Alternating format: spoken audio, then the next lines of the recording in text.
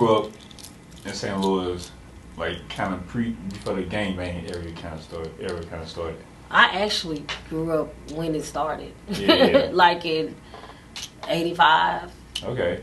And most people say it kind of started like early 90s, late 80s. Yeah.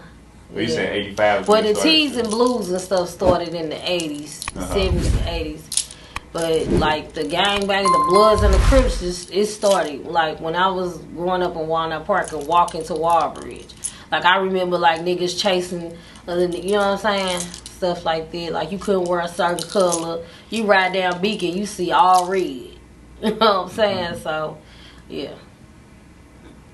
Describe that time in St. Louis for you, because it kind of like happened overnight. Then it was like, kind of like after the premiere of the movie Colors.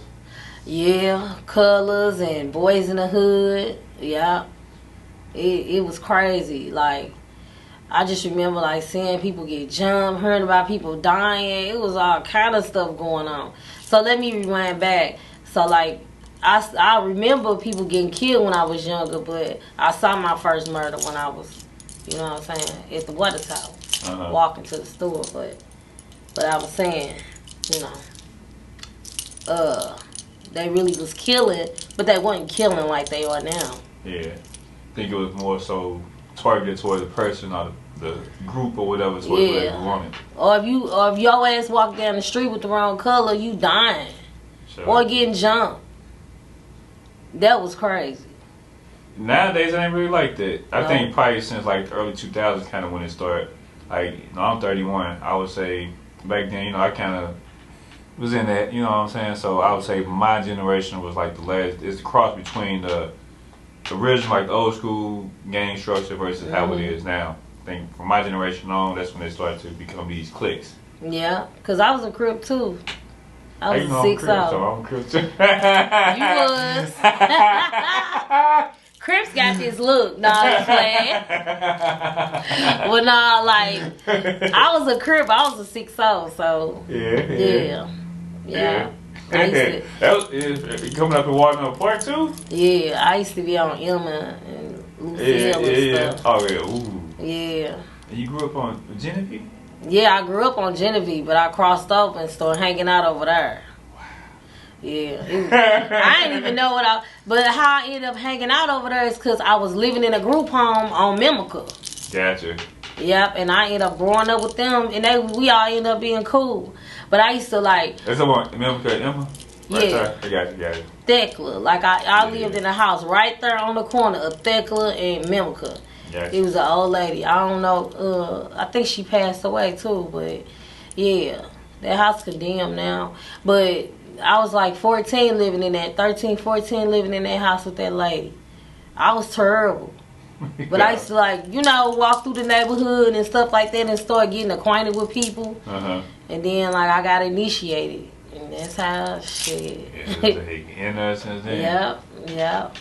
Do you think it's I'm gonna ask you this, do you think it's ever, I know it's a stopping point for you personally, but you ever think you will ever be out of it completely? I mean, people gonna always, you know what I'm saying, like the people that you was cripping with, they always gonna feel like you still a Crip.